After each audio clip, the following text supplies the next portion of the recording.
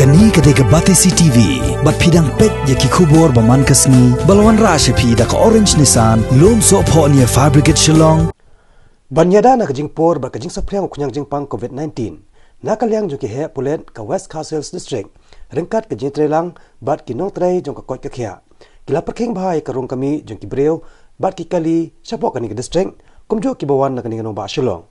Nakaliang jong Superintendent of Police ka West Castles District uba Bashan J. Lalu habai kan berkinong patay kubor haka katsan tarik mataw banayayong arajar arpaw uloong ba nakaliang jong ki pulen kila perking haman na kijaka kentop ikitain kapot.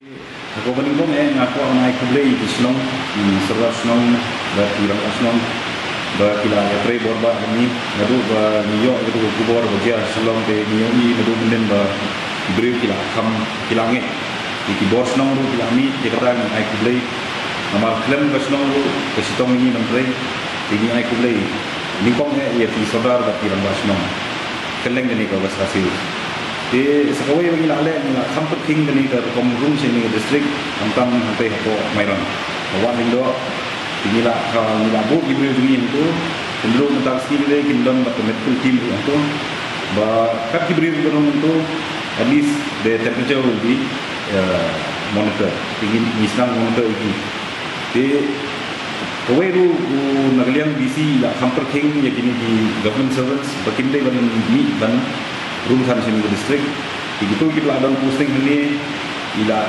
tentu iki bagi dia dan song ini bagi nomlek hai selong nomor bagi le transisi api di one final ke ni nilai penting lah kami kata di yo aru ke support naga health department di dalam itu di kini kau ke badan kami nomor ba isi the kembali mentah di ke hotspot lalu selong so it's very important ini ban control what comes from selong what kali mardi itu ni disinfect itu and ni go with the temperatures of the drivers but the yang di handyman.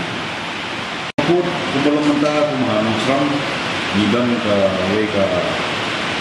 CP check post ni dan menang seram ni dan malang kena lapi bahasa hati apa ni? But away dong tingling, but kamairan. So gini ke dong tingling kamairan nalele namar kedai ke inter district. Kibaran kami ini kedai kamtam ke hati apa ni? Lapi berkenong seram, nomor seram tidak menemukan bayar rojeng nasam.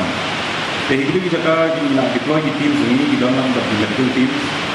Di sanitize di kali baru untuk plus ini ada di handheld digital infrared thermometers. Di tahu ya ke temperature yang berapa.